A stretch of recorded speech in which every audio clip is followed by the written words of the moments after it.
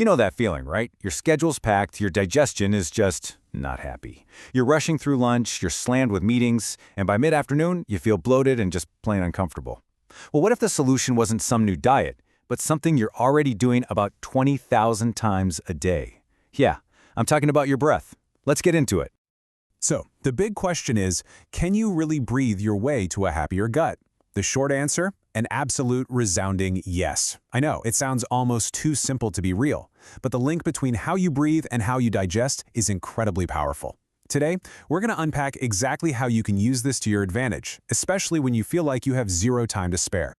Now, the key here is that we are not trying to add another hour-long thing to your calendar. Nope. We're talking about micro-interventions. These are tiny, powerful habits, we're talking 1 or 2 minutes, that can literally change how your body handles stress and food. Think of them as the biggest bang for your buck when it comes to your health. So how does this all work? Well, it's not magic, it's straight-up biology. Your body has this internal switch that decides if it's in survival mode or if it's in maintenance mode, for essential things like digestion. And guess what? Your breath is the master control for that switch. It really all comes down to 2 different modes your nervous system can be in.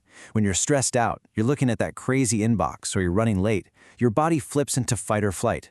Blood rushes to your arms and legs, your heart pounds, and your digestion, it gets put on the back burner. It is not a priority. But when you're calm, you activate the rest and digest system, and it does exactly what it sounds like. It lets your body chill out, repair, and properly digest your food. So, the million-dollar question is, how do we flip from fight or flight over to rest and digest? Well, we do it with something called the vagus nerve. I want you to think of this nerve as the main information superhighway between your brain and your gut. And here's the cool part. Slow, deep, intentional breathing is one of the most direct ways to stimulate it. It's like sending a text message straight to your gut that says, hey, all clear, it's safe to get to work. And that one signal creates this amazing domino effect. You take a slow, deep breath, and that boosts your vagal tone. Right away, that starts to lower your stress hormones, like cortisol, which are just terrible for digestion.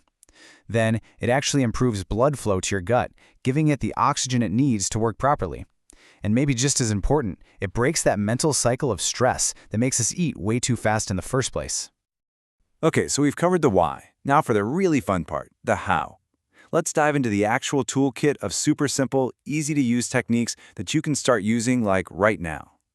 First up, the absolute foundation, belly breathing. This is the bedrock for kicking on that rest and digest system. Go ahead, place one hand on your belly. Now, breathe in slowly through your nose for about 4 seconds and really focus on feeling your belly expand and push your hand out. Then, a nice, long, slow exhale through your nose for 6, maybe even 8 seconds, feeling your belly fall back in. Just a minute of this can completely shift your state. And here's the secret sauce for that technique. It's all about that longer exhale. Making your exhale longer than your inhale is the most direct, powerful signal you can send your nervous system to just calm down. It's literally like a biological override switch for stress. Next up, we have box breathing. You might have heard of this one. It's a favorite of Navy SEALs, and for good reason. It's fantastic for resetting your focus. It's super simple. Just think of a box. You inhale for 4 counts, hold for 4, exhale for 4, and hold for 4. That's one full cycle. This is your secret weapon.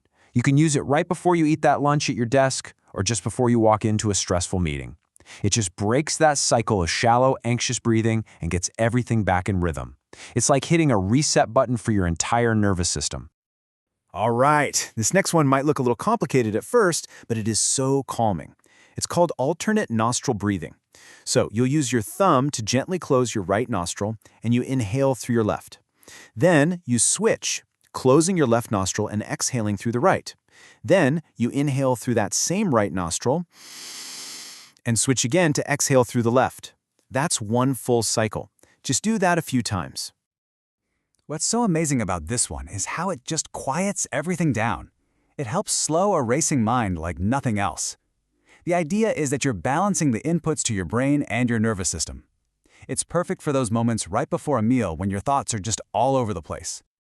Okay, so knowing these techniques is one thing, but actually turning them into a habit, that's where the real magic happens. So let's lay out a super simple, totally doable plan to weave this into your week without adding any stress whatsoever. Look how achievable this is. For the first 2 days, that's it. Just 1 single minute of belly breathing when you wake up. Then, for the next 2 days, you add a quick 60-second reset before you eat lunch, maybe some box breathing. Then, later in the week, maybe you try the alternate nostril breathing before a tough meeting. It's all about these small, easy wins. And this is the whole point. This isn't about finding an extra half hour in your day that you just don't have. It's about the incredible compounding effect of these tiny 1 or 2 minute pauses. These little investments pay off in huge ways, in your digestion, your focus, and just your overall well-being. At the end of the day, it really comes down to this. For any busy person, your energy is everything.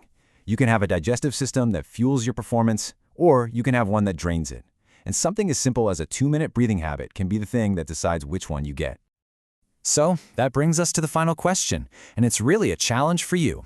The very next time you sit down to eat, whether you're at your desk or at home, will you just take 60 seconds, 1 minute, to pause, take a few deep breaths, and then eat? Just try it. Notice how you feel. I think you'll be amazed at the difference such a small pause can make.